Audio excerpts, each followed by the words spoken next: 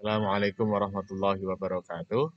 Bismillahirrahmanirrahim. Alhamdulillahirabbil alamin wassalatu wassalamu ala asyrafil anbiya'i wal mursalin sayyidina maulana Muhammadin wa ala alihi wa sahbihi ajmain amma ba'd. Bapak Ibu, saudara-saudara, sahabat-sahabat, kawan-kawan, rekan-rekan, teman-teman dan adik-adik semua. Alhamdulillah kita bisa bertemu kembali dalam Ainur Rafiq Dawang Channel. Untuk edisi yang ke-104 ini kita ingin menyampaikan terkait dengan apa pentingnya penyebaran ajaran Islam atau ajaran rahmatan lil alamin ke daerah-daerah terpencil, daerah-daerah terpencil. Sebagaimana kita ketahui bersama bahwa di dalam kajian fikih klasik, di dalam kajian fikih klasik itu ada istilah Ihya'ul Mawat, ya, Ihya'ul Mawat. Ya. Ihya'ul Mawat itu adalah menghidupkan tanah-tanah yang mati atau daerah-daerah yang mati. Nah, Ihya'ul Mawat ini sebenarnya adalah memanfaatkan lahan-lahan yang belum produktif, ya, belum produktif, kemudian dikelola, kemudian dicocok tanam, ya, kemudian dimanfaatkan, dan kemudian bisa menjadi hidup. Nah, hidup dalam arti bisa dimanfaatkan oleh manusia atau oleh pemiliknya atau oleh masyarakat sekitar untuk memanfaatkan tanah tersebut untuk kehidupannya. Maka ada istilah Ihya'ul Mawat. Nah, keindonesiaan, dalam konteks keindonesiaan itu mendapat signifikansi yang luar biasa, mendapatkan arti penting yang luar biasa, terutama adalah yang kita kenal dengan istilah daerah-daerah terpencil, daerah-daerah terpencil, daerah-daerah terbelakang, kemudian juga daerah-daerah terpelosok. Nah, dalam konteks ini sebenarnya itu merupakan implementasi dari penyebaran kehidupan yang lebih layak, ya. Penyebaran kehidupan yang lebih bermartabat, ya, penyebaran kehidupan yang lebih baik. Nah, kehidupan yang lebih baik itu tentunya tidak hanya menyasar ke hal-hal yang bersifat material, ya, tetapi juga yang bersifat spiritual.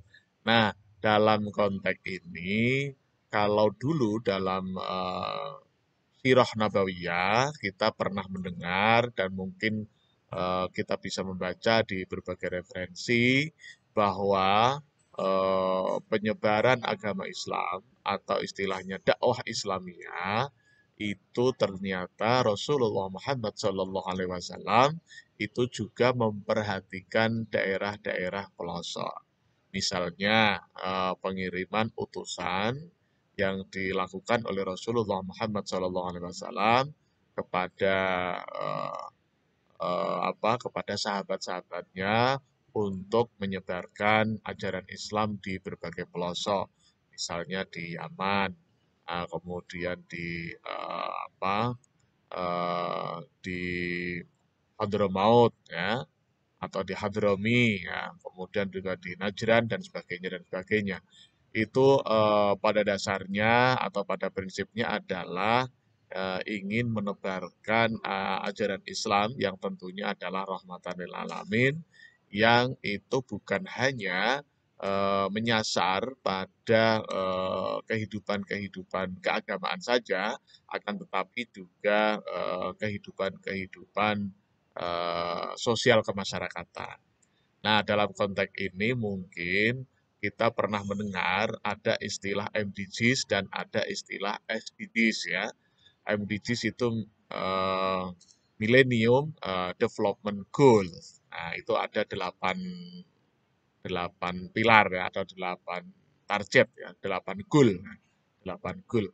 Millennium Development Goal itu adalah pembangunan apa tujuan pembangunan milenial, milenium ya. Nah, itu dimulai di tahun 2000, kemudian disepakati oleh sekitar 139 negara, oleh Perserikatan Bangsa-Bangsa. Itu ada 8 tujuan atau 8 goal. Yang itu semua sebenarnya adalah mengarah kepada perbaikan kehidupan masyarakat. Nah, kemudian di tahun 2016, karena untuk MDGs ini kan targetnya dari tahun 2000 sampai 2015. Nah, mulai dari 2016 sampai 2030 itu dikenal dengan istilah SDGs ya. SDGs itu, kalau MDGs itu disebut dengan Millennium Development Goal, maka untuk SDGs itu kepanjangannya adalah Sustainable. Sustainability Sustainability Development Goal, atau tujuan-tujuan pembangunan berkelanjutan. Dan dalam implementasinya, Indonesia atau pemerintah Indonesia itu sangat getol terkait dengan daerah-daerah yang terpencil, daerah-daerah yang tertinggal, kemudian daerah-daerah yang pelosok, yang memerlukan penanganan yang sangat serius.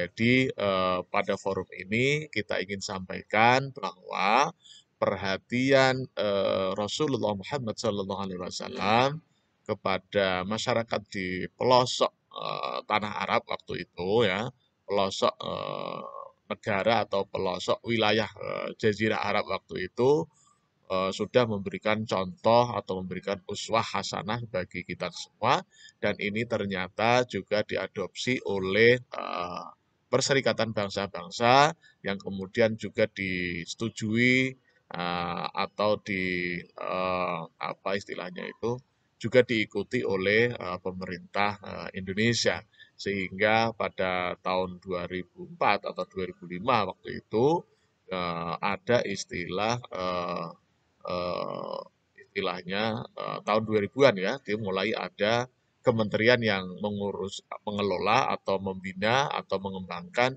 daerah-daerah tertinggal atau daerah terpencil yang kita kenal dengan istilah daerah 3T. Nah, daerah 3T. Nah, Bapak Ibu yang kami hormati, dalam konteks ini menurut kita di sini itu adalah merupakan program-program yang sangat-sangat strategis dan sangat-sangat penting. Karena apa? Karena daerah-daerah tertinggal itu memerlukan akses ilmu pengetahuan yang lebih baik, kemudian juga akses kehidupan yang lebih baik, dan juga tentunya adalah taraf hidup dalam bidang ekonomi itu juga perlu mendapatkan sentuhan yang lebih baik. Nah, bagi katakanlah bagi utusan-utusan, bagi karyawan-karyawan, bagi orang-orang atau petugas-petugas yang dikirim ke daerah tertinggal atau daerah 3T, istilahnya seperti itu biasanya mendapatkan perhatian dan mendapatkan stimulan, juga mendapatkan tunjangan yang berbeda dengan daerah-daerah yang lain. Nah, itu dikenal dengan istilah tunjangan khusus ya. Nah, tunjangan khusus ini juga sesuai dengan regulasi di negara Indonesia, itu juga ternyata mendapatkan perhatian. Nah, oleh karena itu memang perhatian kita, baik itu dalam masalah pendidikan, dalam masalah keagamaan, dalam masalah taraf hidup, baik itu terkait dengan masalah ekonomi, kemudian masalah kesehatan, itu saya kira itu menjadi salah satu hal yang sangat penting. Kalau yang dalam konteks fikih klasik ya, kitab kuning itu kita kenal dengan istilah ihyaul mawad ya, ihyaul mawad. Nah, jadi sebenarnya program-program MDGs yang ada 8, ada 8 goal, kemudian yang SDGs itu ada 17 goal, itu menurut kita itu sebenarnya adalah merupakan implementasi dari perwujudan atau manifestasi dari eh, istilah kita adalah Ihyaul Mawad, ya, Ihyaul Mawad. Jadi konsep Ihyaul Mawad itu di fikih-fikih klasik, saya kira bagi kawan-kawan yang terbiasa membaca kitab kuning, terutama kitab-kitab fikih ya, kitab-kitab fikih itu sangat familiar dengan istilah Ihyaul Mawad, dan itu ternyata sudah diadopsi oleh Perserikatan Bangsa-Bangsa di tahun 2000, ya, mulai adanya istilahnya MDGs, kemudian di tahun 2016, karena untuk MDGs itu kan dari tahun 2000 sampai 2015 targetnya ya, kemudian dilanjutkan dengan istilahnya adalah SDGs, itu dari tahun 2016 sampai 2030. Dan itu juga kemudian diikuti, kemudian diimplementasikan oleh pemerintah Indonesia dengan munculnya kementerian yang mengelola tentang daerah 3T.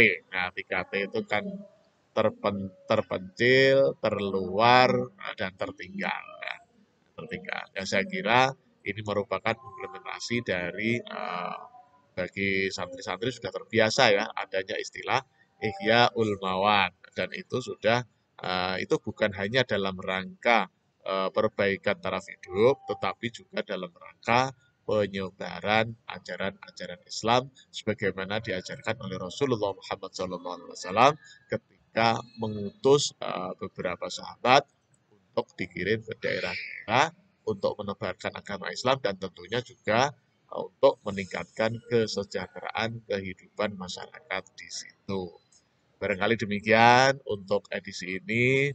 Sekali lagi bahwa eh, pemahaman terkait dengan konsep Ihyaul Mawad itu sangat-sangat sangat-sangat sangat-sangat identik dengan pengiriman utusan-utusan ke daerah-daerah terpencil dan juga petugas-petugas ke daerah terpencil. Dan orang-orang yang atau petugas-petugas yang dikirim ke daerah terpencil itu layak mendapatkan tunjangan khusus sebagaimana yang diimplementasikan atau diprogramkan di pemerintah Indonesia. Barangkali demikian, kita ucapkan tagline kita, sukses di dunia, bahagia di dunia. Sukses di akhirat, bahagia di akhirat. Amin, amin, amin. Terima kasih. Mohon maaf atas segala kurangan. Wassalamualaikum warahmatullahi wabarakatuh.